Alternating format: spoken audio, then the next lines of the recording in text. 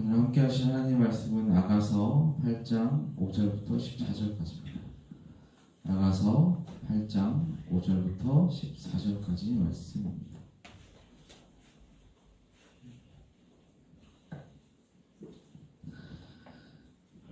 아가서 8장 5절부터 14절까지 말씀 한 절 한 절 교독하도록 하겠습니다. 제가 5절 먼저 읽겠습니다. 그의 사랑하는 자를 의지하고 거친 들에서 올라오는 여자가 누구인가? 너로 말미암아 내 어머니가 고생한 곳, 너를 낳은 자가 애쓴 그곳, 사과나무 아래에서 내가 너를 깨웠노라. 너는 나를 도전같이 마음에 품고 나같이 발에 들어 사랑은 죽음같이 강하고 질투는 소금같이 잔인하며 물결같이 일어나니 느끼새가 여호와의 불과 같으니라. 많은 물도 이 사랑을 끄지 못하겠고 홍수라도 삼키지 못하나니 사람이 그 온 가산을 다 주고 사랑과 바꾸려 할지라도 오히려 멸시를 받으리라. 자는 또 희망이 없나? 그가 처음을 만든 날에는 우리가 그를 위하여 무엇을 할까? 그가 성벽이라면 우리는 은망대를 그 위에 세울 것이요 그가 문이라면 우리는 백향목 판자로 두드리라. 나는 성벽이요 내 영혼 망대 같으니 그러므로 나는 그가 보기에 화평을 얻은 자 같구나. 솔로몬이 바알 하몬에 포도원이 있어 지키는 자들에게 맡겨두고 그들로 각기 그 열매로 말미암아 은천을 바치게 하였구나. 열매를 지키는 자도 유익을 얻으려니와 내게 속한 내 포도원은 내 앞에 있구나. 너 동산에 거주하는 자야, 친구들이 내 소리에 귀를 기울이니 내가 듣게 하렵나. 내 사랑하는 자야, 너는 빨리 하리라. 그런 위에 있는 노루와도 같고 어린 태산과 같다. 아멘. 네, 반갑습니다. 오늘 함께 하신 본문의 말씀은 아가서입니다. 아가서 하면 사랑이죠. 사랑입니다. 오늘이 마지막 본문입니다. 오늘이 마지막 본문인데 여태까지 아가서 우리 보면서 무엇을 나눴더라 이렇게 생각하시면 이제 좀 큰일 납니다. 여태까지 나눠왔던 그 말씀이 조금 허무해지는데 결국에는 사랑 하나 기억하시면 좋고요. 그리고 오늘은 특별히 그 사랑과 관련해서 마지막 말씀을 한번 생각해보고 적용하고자 합니다. 사랑과 관련해서 기사 하나를 제가 접한 적이 있습니다. 하나 사건인데요. 2017년 11월 14일자에 나타난 기사입니다. 결론을 먼저 말씀드리면 한 여인, 한 선생님인데요. 이 선생님께서 징역 5년과 80시간의 교육 프로그램 이수를 선고받은 일입니다. 이유는 이렇습니다. 경남의 초등학교에서 저학년 담임을 맡았던 A씨, 32살이었는데요. 이 선생님은 올봄, 그러니까 2017년의 봄이죠. 교내 체험학습 과정에서 B군을 만나게 됐습니다. 이 B군은 11살이었습니다. B군에게 마음이 끌린 A씨는 사랑한다라는 문자를 몇 차례 보내고 자신의 사진도 전송했습니다. B군은 선생님의 접근이 조금 부담스러웠지만 외면하기도 조금 어려워서 가끔 답장을 보냈다고 합니다. 그러다가 그 A씨는 B군과 처음 관계를 맺었습니다. 여기서 관계는 육체적인 관계를 의미합니다. 이후의 관계는 몇 차례 더 이루어졌다라고 얘기합니다. 이 A씨라는 사람의 주장으로는 사랑이라고 주장을 합니다. B군도 마찬가지로 주장할 수 있겠죠. 이 사실에 대해서 B군의 부모가 먼저 사실을 알게 되어서 분노했고요. 그리고 신고하였습니다. 그리고 법원은 이것을 미성년자의 강간 혐의로 구속했습니다. 이게 사랑일까요? 아름답고 귀하고 고결한 사랑이라고 말할 수 있을까요? 인격적인 사랑이라고 얘기할 수 있을까요? 적어도 부모는, 사회는, 법은 이를 사랑으로 인정하지 않았습니다. 저도 마찬가지입니다. 아가서를 이제 묵상하면서 거의 끝자락에 오면서 사랑에 대해서 되게 고민하게 되었습니다. 계속해서 고민하게 되었어요. 지금도 하고 있습니다. 그러면서 문득 생각이 들었습니다. 사랑의 핵심 요소에는 과연 무엇이 있을까? 사랑이라는 것은 굉장히 광범위한 범주 안에 놓여진 개념인데 과연 사랑이라는 것에 대한 핵심 요소를 어떤 것들이 있다라고 생각할 수 있을까에 대해서 생각을 좀 해봤습니다. 하나님께서는 인격적이십니다. 동의하십니까? 동의하시리라고 생각합니다. 그리고 인격적으로 무언가를 이루어 가십니다. 사랑도 마찬가지라고 생각을 하고요. 하나님께서는 인격적으로 사랑을 이루어 가시는데 인격적인 사랑이라고 하면 그럼 무엇을 전제하는가에 대한 이야기를 오늘 조금 나눠보려고 합니다. 정답을 먼저 말씀드리면 상호 관계성을 전제한다라는 것이죠. 앞서서 여교사와 어린 학생의 사랑은 왜 아름다운 사랑으로 인정받지 못했을까요? 왜 범법의 행위로 여겨졌을까요? 상호관계가 형성되어 있지도 않고 인격적이지도 않았기 때문입니다. 다른 예로 제가 어떤 아이돌을 사랑한다라고 생각해 봅시다. 또는 온라인에서 누군가를 사랑한다라고 생각해 봅시다. 또는 저는 그렇지 않지만 오타쿠라고 생각해 봅시다. 무슨 애니메이션을 사랑하고 집에 딱 갔더니 쿠션이 있고 항상 하지 마시고요. 네. 이런 것들을 과연 인격적인 사랑을 하고 제가 얘기할 수 있을까요? 그렇지 않다라는 것이죠. 마찬가지입니다. 스토킹 또는 불륜 또는 치정 이런 애정 표현들이 보고 듣는 사람들이 눈살을 찌푸리게 하고 아름다운 그리고 인격적인 사랑이라고 하지 않는 이유가 바로 여기에 있기 때문이죠. 하나님의 사랑, 특히 아가서를 통해서 보여주고 설명하는 이 사랑은 인격적입니다. 그래서 여러분들이 이 아가서를 마무리할 때 기억하셔야 될 두 단어가 있다라고 이야기한다면 관계와 사랑입니다. 이 두 가지를 꼭 견지하셨으면 좋겠어요. 마지막 아가서의 마지막으로 따라오면 좋겠습니다. 본문 한번 풀이해 드리도록 하겠습니다. 앞 문맥에서부터 즉 이제 6장에서부터요. 8장 4절 오늘 본문 바로 앞절까지는 위기 회복 후에 이제 부부의 지속적인 사랑을 그려내 나가고 있었습니다. 그런데 오늘 이제 8장 5절부터는 서로 사랑하는 이제 노부부라고 이제 우리는 추측을 할 수 있는데요. 그 모습을 그려내고 있습니다. 오늘 본문 장면을 이미지로 떠올리시는 것도 되게 좋은 접근 방법이라고 생각을 해요. 5절 한번 보실래요? 5절 한번 같이 한번 보겠습니다. 5절 같이 한번 읽을게요. 시작.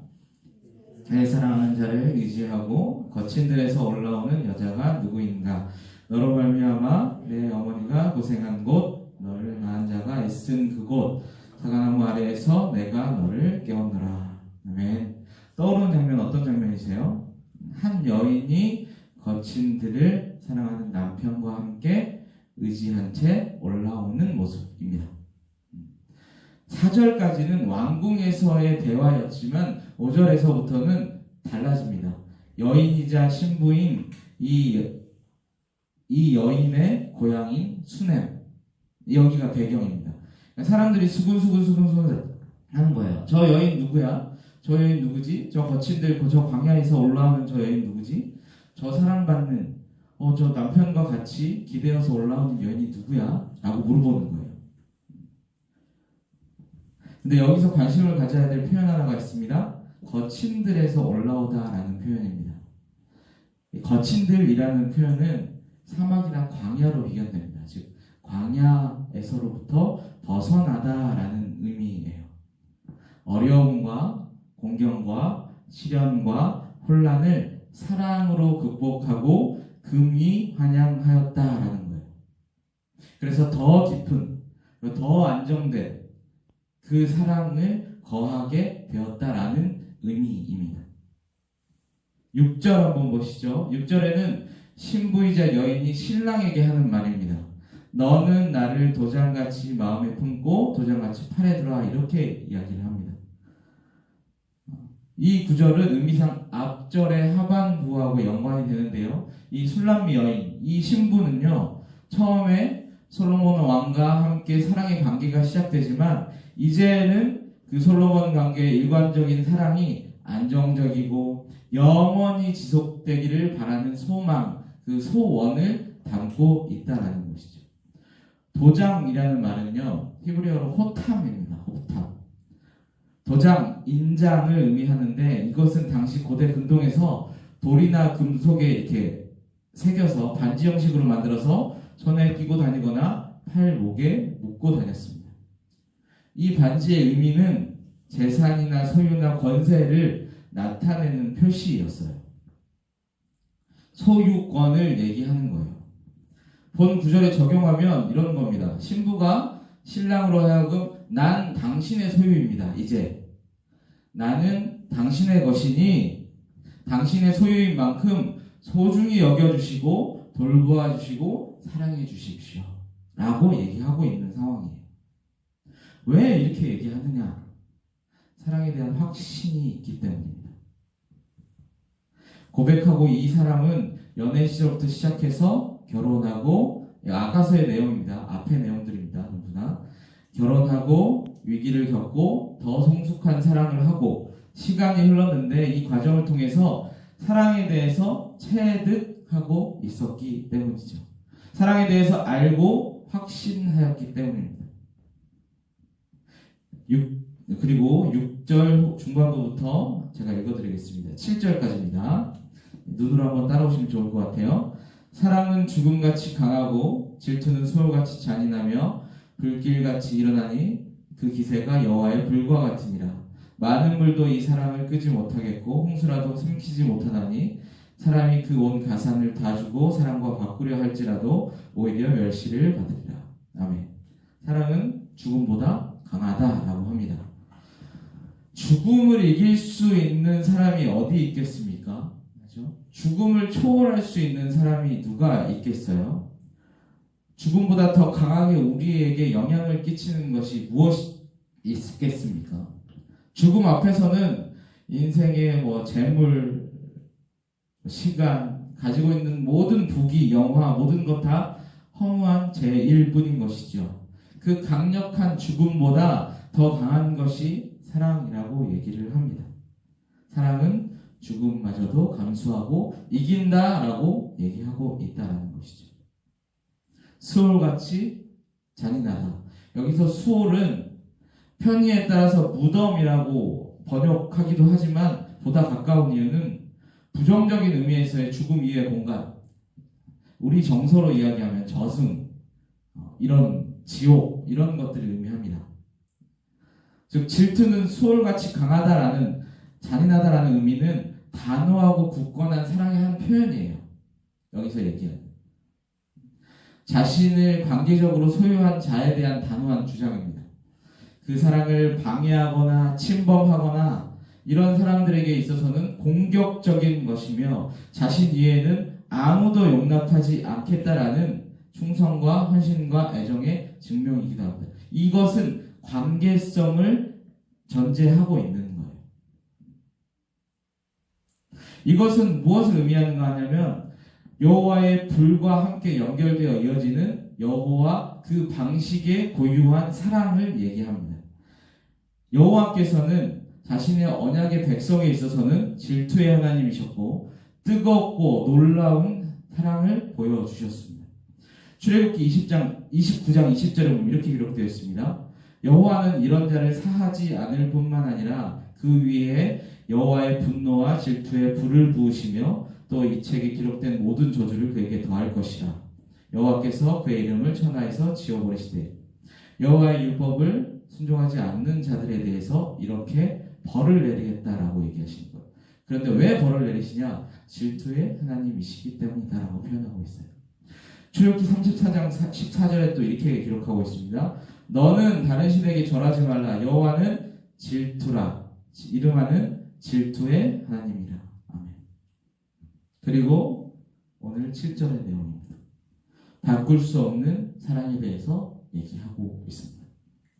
즉 오늘 본문은요, 아가서의 마지막 이 단락은 여인, 신부, 그 신랑과의 그 영원하고 끊을 수 없는 사랑, 그리고 신랑에게 소유됨, 관계됨으로써 비로소 보호받고 인정받고 사랑받고 안전해지는 사람, 더불어서 무엇보다도 강력하고 그 무엇과도 바꿀 수 없는 그 사랑에 대해서 마지막 고백하고 있다라는 사실입니다. 그리고 그 사랑이 바로 하나님과 그 언약의 백성과의 사랑이고, 그리고 예수 그리스도와 교회의 사랑이라는 것을 떠올리고 각인시키고 있다라는 사실입니다. 나머지 이 8절부터는 일부 신학자들은 첨가된 본문이라고 표현을 하는데요. 흐름상 8절부터 10절 그리고 1절부터 12절도 비슷합니다. 과거에는 이러이러했지만 이제는 이러이러하다, 이런 뉘앙스예요. 과거에는 결혼할 수 없는 미성숙한 상태였으나 이제는 할 수 있는 상태이다. 화평을 누릴 수 있는 상태이다. 이 본문 내용들이 이런 내용을 지금 설명해주고 있거든요. 사랑을 누릴 수 있는 존재이다라고 말하는 것이고, 그리고 1장에서 잠깐 기록했던 근거, 이제 무익한 존재에서부터 이제는 은일천을 내는 존재이다라고 이제 언급하는 것이죠. 이렇게 아름다운 사랑의 이야기, 아가서는 끝을 맺습니다. 그런데 중간에 잠시 말씀드렸던 이 두 사람의 사랑 이야기는 하나님과 언약 백성의 사랑 이야기, 이거 꼭 기억하셔야 됩니다. 그리고 예수 그리스도와 교회, 그리고 교회 몸인 우리에게까지 이어지는 이 사랑의 예표로 상징되어진다는 것이죠. 사실 설교는 지금부터입니다. 이러한 맥락에서 봤을 때 저는 아가서를 마무리하면서 다시 한번 사랑에 대해서 이제 묵상을 조금 해봤거든요. 그래서 이 관점 중에서 여러분과 무엇을 공유할 수 있을까에 대해서 진지하게 좀 고민을 해봤습니다. 우리에게 있어서는 사랑에 대한 욕구가 분명히 존재합니다. 그렇죠? 사랑하고 싶으시죠? 이성적인 사랑뿐만이 아니라, 그렇죠? 누군가를 사랑하고 또 하나님을 사랑하고 이 사랑에 대한 어떤 니즈가 분명히 존재한다라는 것이죠. 되던가요? 마음대로 되던가요?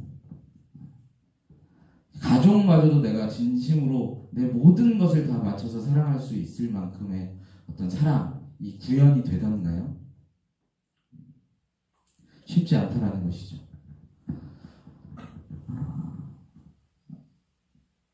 결국 이 질문입니다.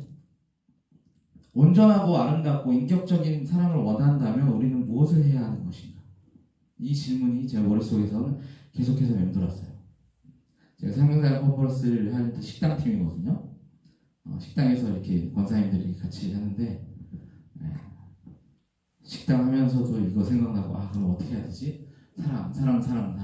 막 이런 생각, 계속해서 좀 돌았어요. 번쩍 들었던, 그리고 결국에는 결론은 이겁니다. 인간에 대해서 정확하게 알기 위해서는 우리는 무엇을 해야 될까요? 하나님을 연구해야 합니다. 모든 것은 하나님을 아는 지식에서부터 수반되기 때문입니다. 세상에 대해서 가장 정확히 연구하기 위해서는, 정확히 알기 위해서는 무엇을 해야 됩니까? 하나님을 연구해야 합니다. 만물이 그에게 속해 있기 때문에 그렇습니다. 세상 어떤 기초 학문에 우리는 의존한다면 필패할 것입니다. 즉, 이 말은 제가 무슨 말을 하고 싶냐면, 결국 우리는 진정한 사랑을 원하시고 또 구현하고 싶으시다면 하나님의 사랑으로 돌아가야 한다라는 말입니다. 진리인 하나님의 말씀에 근거한 사랑을 고민해 봐야 합니다. 그분의 사랑, 그분의 인격을 우리는 우리의 사랑의 모티브로 삼고 적용해야 합니다. 왜냐하면 그가 사랑이자 사랑의 본체이자 사랑의 본이기 때문에 그렇습니다. 본문을 통해서 하나님의 사랑에 대해서 묵상하면서 깨닫게 된 교훈을 함께 나누고자 합니다. 오늘 말씀의 제목은 사랑의 집입니다. 저는 사랑을 집으로 표현하고자 합니다. 집을 짓기 위해서는요, 어떤 집을 막론하고 나서도 디딤돌이 있어야 되고 지붕이 있어야 되고 또 기둥이 필요합니다.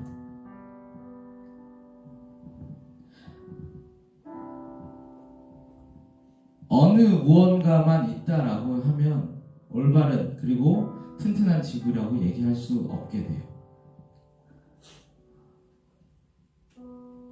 세 가지로 구분했는데요. 첫 번째는요, 먼저 믿음의 디딤돌이 필요합니다. 앞서서 인격적인 사랑이라고 하면 관계성을 전제한다라고 말씀드린 바 있습니다. 믿음은 관계에 대한 이해이자 신뢰입니다. 어느 대상에 대한 믿음이든지 사랑 자체에 대한 믿음이 있어야 돼요. 어느 누군가를 내가 의지하지 못하고 믿지 못하고 신뢰하지 못하는데 어떻게 사랑할 수가 있겠습니까? 오늘 본문 5절에 보시면 그의 사랑하는 자를 의지하고 라고 표현합니다. 의지의 어원 중에 하나는 기대다예요. 기댄다라는 것은 믿음을 전제로 하는 것이죠. 믿을만하지 못한 사람에게 나의 작은 부분이라도 기대고 맡기고 의지한다라는 것은 있을 수 없는 이야기이죠. 그런데요, 우리가 보다 더 잡아야 할 믿음의 대상이 있습니다. 7절입니다. 형태를 변형시킬 수 없는, 변하지 않는 사랑, 바꿀 수 없는 그 사랑입니다. 로마서 8장에 이렇게 기록되어 있습니다. 내가 확신하노니 사망이나 생명이나 천사들이나 권세자들이나 현재의 일이나 장래의 일이나 능력이나 높음이나 깊음이나 다른 어떤 피조물이라도 우리를 우리 주 예수 그리스도 예수 안에 있는 하나님의 사랑에서 끊을 수 없느니라. 하나님의 사랑은 변하지 않고요, 그 어떤 것도 그 사랑을 끊을 수 없다라는 이 사랑에 대한 올바른 믿음이 있어야 할 줄로 믿습니다. 믿음에 대한 디딤돌이 먼저 있어야 합니다. 그리고 그 위에 무엇을 쌓아야 하냐면 사랑의 기둥을 쌓아야 합니다. 다른 말로 하면 사랑의 능력이라고 표현하겠습니다. 사랑이 왜 능력이 있습니까? 본문에서 얘기하는 것처럼 여호와의 불이기 때문에 그렇습니다. 여호와의 능력과 같기 때문에 그렇습니다. 여호와 하나님의 가장 큰 사랑의 능력은 무엇입니까? 요한일서 4장 10절에 근거해서 우리가 하나님을 사랑하는 것이 아니고 하나님이 우리를 사랑하시사 우리 죄를 속하기 위해서 화목제물로 그 아들을 보내셨습니다. 하나님이 우리를 먼저 사랑하시는 것, 그리고 그 결과인 예수 그리스도, 이것이 가장 큰 사랑의 능력인 줄로 믿으시기를 바랍니다. 그렇기 때문에 우리는 그 능력을 따라서 고린도전서 13장의 내용처럼 오래 참고 온유하고 시기하지 않고 성내지 않고 헌신과 섬김으로 이 모든 것들을 할 수 있게 되는 것이죠. 빠르지 않더라도 벽돌 한 장 한 장을 성실히 차곡차곡 쌓듯이 천천히 할 수 있게 된다라는 말입니다. 사랑의 능력인 사랑의 기둥이 필요합니다. 그리고 마지막으로 소망의 지붕이 필요합니다. 확신이 있고 능력이 있다면 소망이 있습니다. 미래가 있다라는 것이죠. 현재를 넘어서 하나님의 약속을 기억하기 때문입니다. 하나님의 사랑을, 은혜를 기억한다면 하나님의 사람들과의 사랑이 있고 그들과 더불어서 함께함에 있다면 소망의 삶의 의미를 찾게 될 것입니다. 디딤돌이 약하거나 없으면 집은 무너집니다. 기둥이 없거나 약하면 역시 무너집니다. 지붕이 없거나 약하면 외압에서 견뎌낼 수가 없습니다. 어느 것 하나라도 없다면 또는 약하다면 온전한 튼튼한 집으로의 역할과 구실은 할 수 없게 되는 거예요. 단순히 사랑은 사랑 그 자체로 끝나는 것이 아니라는 것을 말씀드리는 거예요. 믿음이 전제되어야 사랑의 능력이 나타나고 사랑의 능력이 나타나면 결국 소망의 눈으로 인생을 또 삶을 바라보게 된다라는 사실입니다. 아름다운 사랑의 열매를 맺기 위해서는 믿음과 사랑과 소망을 굳건히 해야 합니다. 믿음이 없는데 사랑의 삶을 산다. 사랑이 있는데 소망이 없다. 다 제대로 인지하지 못한다라는 척도인 것이지. 사랑하는 여러분, 진정 아름다운 사랑에 대한 열망이 있으십니까? 먼저 여러분의 신앙을 점검하십시오. 믿음을 점검하십시오. 그리고 하나님의 사랑에 시선을 두십시오. 그 능력, 불변함, 강력함, 순전하신 그 사랑. 그리고 사랑의 근거에서 소망을 두십시오. 아가서는 우리가 이렇게 오늘 끝을 확인하였지만 하나님과 우리의 사랑 이야기는 계속되어지기 때문입니다. 오늘 하루도 하나님과의 관계에 있어서 집중하는 하루 되시고 우리의 믿음과 소망과 사랑으로 만들어진 그 아름다운 열매, 집을 하나님께 올려드리는 저와 여러분 되시기를 간절히 소망합니다. 우리 이 시간 함께 기도하겠습니다. 말씀 두고 함께 기도하겠습니다. 우리 마음과 삶을 한번 들여다보십시오. 우리가 사랑한다, 사랑해야 한다, 사랑을 원한다, 사랑을 받기를 원한다 라고 얘기합니다. 정말 그렇게 얘기를 해요. 하나님의 사랑을 입술로써 노래하고는 합니다. 질문 한번 할게요. 하나님을 정말로 사랑하십니까? 그러면 하나님과의 관계는 지금 어떠십니까? 하나님에 대한 믿음은, 또한 사랑은, 소망은, 하나님과의 이야기는 지금 진행 중이신가요? 아니면 다른 어떤 것을 사랑하고 계신가요? 이 시간 함께 기도했으면 좋겠습니다. 주님, 주를 향한 마음이, 믿음이 굳세어짐으로 인해서 하나님께서 보여주신 사랑과 약속의 근거에서 우리의 사랑 이야기를 그려가게 하여 주시옵소서. 나의 사랑하는 자여, 나의 사랑하는 아들아, 나의 사랑하는 딸아 라는 호칭이 부끄럽지 않게 하여 주시옵소서라고 이 시간 함께 기도하도록 하겠습니다. 기도합니다. 사랑해 주님 감사합니다. 하나님의 그 크신 사랑에 우리는 반응하여서 우리가